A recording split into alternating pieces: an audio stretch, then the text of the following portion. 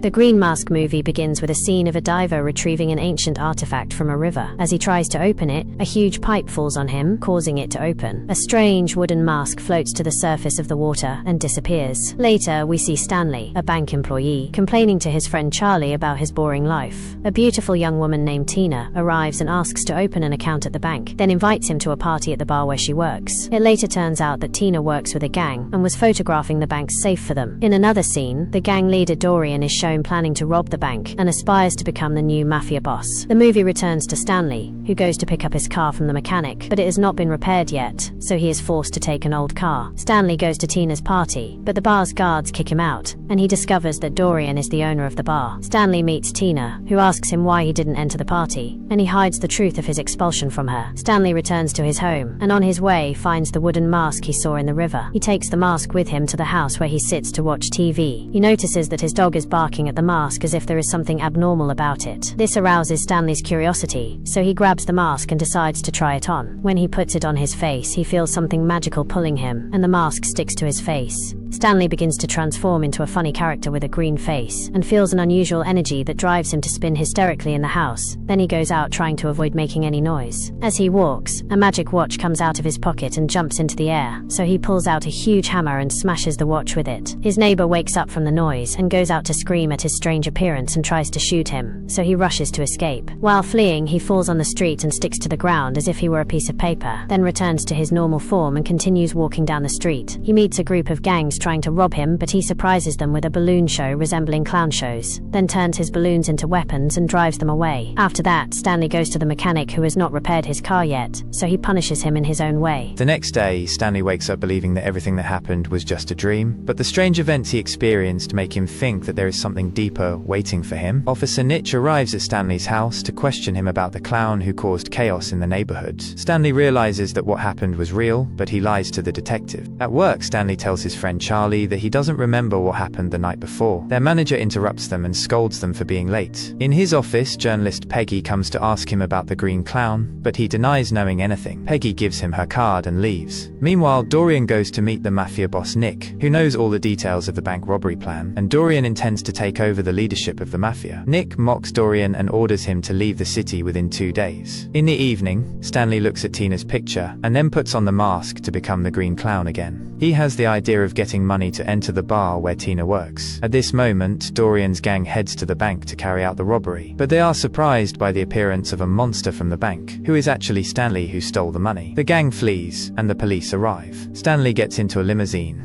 and distributes the money to the guards to enter the bar. There he watches Tina sing and is impressed by her beauty. He dances with her without her knowing that he is Stanley. During the dance, Dorian's gang arrives at the bar and discovers that the clown who robbed the bank is present. They point at him, and Dorian orders his man to shoot him. The bullet hits Stanley's tie, which falls to the ground and turns into a piece of cloth from his old pajamas, revealing his true identity. The gang members start shooting at Stanley, who avoids their bullets with great skill and escapes cleverly. Detective Nitch and the police forces arrive at the scene of the incident and temporarily arrest Dorian on suspicion. But a strange piece of cloth on the ground catches Nitch's attention, and he realizes that it resembles the pajamas that Stanley was wearing. The next morning, Stanley wakes up to the terrifying knocks of Detective Nitch and is seized with panic. He tries to hide the stolen money that is still in his safe, then opens the door for the suspicious detective. Nitch begins to question Stanley about the bank robbery while his dog tries to open the safe containing the money. Stanley manages to deflect suspicion from himself, but Nitch returns to the police station to review the security camera footage and is forced to release Dorian due to lack of conclusive evidence. Upon his release, Dorian holds a meeting with his men, and they decide to offer a huge reward for anyone who catches the green clown. Dorian asks Tina to look for the clown, believing she may be able to reach him. Tina goes to the bank where Stanley works and asks him if he knows the whereabouts of the clown. Stanley feels happy and promises to arrange a meeting between them. Detective Nitch and his assistant are watching Stanley and feel suspicious of him. They see him sitting in the garden with Tina, who seems interested in him. Stanley tells her that he has to leave because the clown is about to arrive. Tina tries to catch up with him, but she is surprised by the appearance of the green clown in front of her, who is actually Stanley in disguise. Tina feels scared of the clown, so Stanley runs away again. Detective Nitch and his assistant arrive and arrest Stanley, but he manages to break free from the handcuffs and escape them in a clever way. Stanley is cornered and finds himself surrounded by a huge number of police cars. Instead of surrendering, he puts on a Mexican outfit and starts dancing, charming the officers who are forced to join him in the dance. Stanley escapes and takes off the mask and gets into journalist Peggy's car. In the newspaper's warehouse, Stanley reveals the truth about the mask to Peggy. Before he can finish his conversation, Dorian and his gang appear, and Stanley discovers Peggy's betrayal, who contacted Dorian in greed for the reward. Dorian orders his men to torture Stanley to extract the location of the money. Under threat, Stanley tells him the location of the money. Dorian puts the mask on his face and turns into a terrifying clown. The gang members arrest Stanley and leave him in front of the police station, where Detective Nitch finds him with the green mask, which confirms to him that Stanley is the clown. In prison, Stanley's dog arrives and helps him steal the cell keys. Stanley escapes and ties up Detective Nitch and the officer, then rushes to save Tina. At that moment, the city mayor is in the bar owned by Nick, the mafia boss, and is holding a press conference to raise funds for the city. Suddenly, Dorian enters wearing the mask and orders his men to shoot Nick to get rid of him. Nick tries to retaliate by shooting Dorian, but he is surprised that Dorian is not affected by the bullets. Rather, he collects the bullets in his mouth and throws them at Nick, causing his death. At the same time, Stanley arrives at the place and leaves the detective and the dog in the car. He enters the bar and finds that Dorian has tied up Tina and placed a bomb next to her that will explode in 10 minutes. He sees his friend Charlie and gives him a gun to get the people out of the bar. Before Stanley can save Tina, he is caught by a gang member. Here, Tina comes up with a bold idea and provokes Dorian by saying that he is weak without the mask, which enrages him and makes him take off the mask in front of her with confidence. Tina seizes the opportunity and kicks the mask out of Dorian's hand, and suddenly Stanley's dog appears and jumps quickly to take the mask. The gang members chase him in an attempt to retrieve the mask, but the dog decides to wear it and turns into a powerful and strange character. Thanks to this transformation, Stanley manages to overpower Dorian and take the mask from the dog, but unfortunately, the gang members open fire, causing the mask to fly away from his hand. Stanley rushes to retrieve the mask and finally wears it. Before the gang members can continue shooting at him, they are surprised by the appearance of many weapons pointed at them, so they are afraid and flee the place immediately. But it later turns out that the weapons were just a trick, as they were all toy guns. After that, Stanley takes the bomb that Dorian placed and swallows it, and it explodes inside him without being harmed, thanks to the magical power of the mask. At that moment, Dorian approaches, carrying a knife to kill Stanley. So Stanley creates a drawing of a toilet plunger on the ground that turns into reality. When Dorian approaches, Stanley pulls the plunger, and Dorian falls into a hole and disappears completely. After the confrontation ends, Stanley takes off the mask and goes with Tina to the bridge, where Tina decides to get rid of the mask by throwing it into the river. The core themes of the mask: liberation from social constraints and fear. Stanley Ipkiss embodies the ordinary man, timid, shy, and restricted by societal norms and life circumstances. However, when he puts on the mask, he transforms into a completely different person, full of confidence, strength, and boldness. This reflects how many people live constrained lives due to fear of society or their inability to express their true selves. The mask grants Stanley absolute freedom, but it also leads him to act excessively and irresponsibly at times. Power and responsibility. The mask bestows extraordinary power upon its wearer, but this power also reveals the person's true nature. Stanley initially uses it for amusement, but he eventually realizes that power without responsibility can lead to chaos. This echoes the saying, "With great power comes great responsibility," a recurring theme in superhero films, the dichotomy between mask and true identity. In the end, Stanley realizes that he doesn't need the mask to be strong or courageous. The mask was merely a catalyst that brought out hidden aspects of his personality. This highlights the idea that individuals don't need external tools to be their best selves. They must discover their true inner strength. The world's emphasis on appearances. The film underscores how the world often values appearances over true values. When Stanley is an ordinary man, no one pays attention to him. But when he wears the mask, he becomes the center of attention, with everyone chasing after him. This is a clear critique of a superficial society that favors charisma and outward appearances over genuine character. Beyond comedy, a symbolic tale, The Mask is not just a comedy. It's a symbolic story about how power can change a person, ultimately revealing their true inner self. The film prompts viewers to question, do we need masks to be who we want to be, or can we achieve that through our own efforts?